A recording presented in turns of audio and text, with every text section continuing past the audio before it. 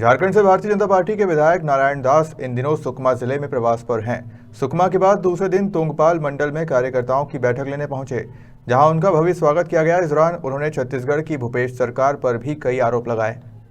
झारखंड से देवघर के विधायक नारायण दास छत्तीसगढ़ के सुकमा जिले में प्रवास पर हैं। दूसरे दिन उन्होंने तोंगपाल मंडल में कार्यकर्ताओं की बैठक लेने पहुंचे, जहां उनका कार्यकर्ताओं द्वारा भव्य स्वागत किया गया। विधायक नारायण दास ने कार्यकर्ताओं को संबोधित करते हुए कहा कि कांग्रेस की भूपेश सरकार ने भ्रष्टाचार के अलावा कोई काम नहीं किया है। भूपेश राज में शराब घोटाला हो या जमीन माफिया, समस्त कार्यों में घोटाला व भ्रष्टाचार ही हुआ है। वहीं नवंबर माह में होने वाले विधानसभा चुनाव में एक बार फिर भाजपा की सरकार बनने का दावा किया।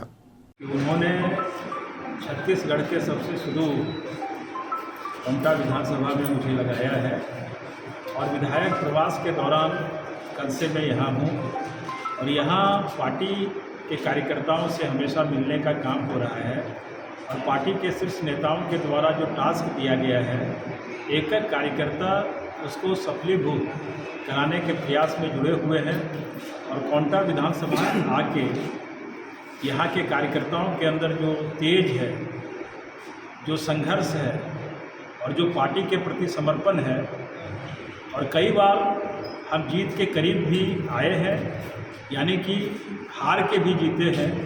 ये कार्यकर्ताओं के चेहरे के भाव को देखने के बाद पता चलता है। कभी 20 मतों से, कभी 26 मतों से, कभी 100 मतों से। तो जिस प्रकार छत्तीसगढ़ में भ्रष्टाचार की गंगोत्री बह रही है, यहाँ के सीएम के विषय में कहा जाता है वो करप्शन मास्टर है।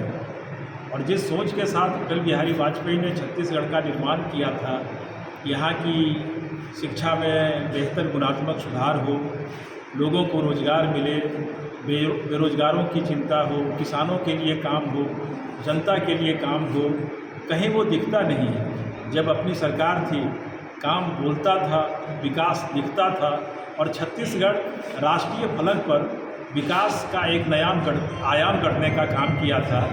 आज छत्तीसगढ़ हम कह सकते हैं कि भ्रष्टाचार की गंगोत्री में डूबा हुआ है और आने वाला समय निश्चित रूप से भारतीय जनता पार्टी का होगा और हम कोंटा विधानसभा तो जीतेंगे ही, लेकिन छत्तीसगढ़ में पुनः अपनी सरकार होगी, भारतीय जनता पार्टी की सरकार होगी। ये मैं यहाँ आने के बाद, कार्यकर्ता और जनता से मिलने के बाद मैं आपको पूरी गारंटी के साथ कह सकता हूँ। और मैं जहाँ से आया हूँ, बाबा बैद्यनाथ धाम, अभी सावन का मास है, मैं बाबा बैद्यनाथ से भी प्रार्थना करता हूँ कि यहाँ के कार्यकर्ताओं को इतनी शक्ति दें कि निश्चित रूप से भारतीय जनता पार्टी के झोले में कमल निशान जाए और भारतीय जनता पार्टी की जीत हो और छत्तीसगढ़ में सरकार बने। सुकमा से संजय सिंह भदौरिया की रिपोर्ट।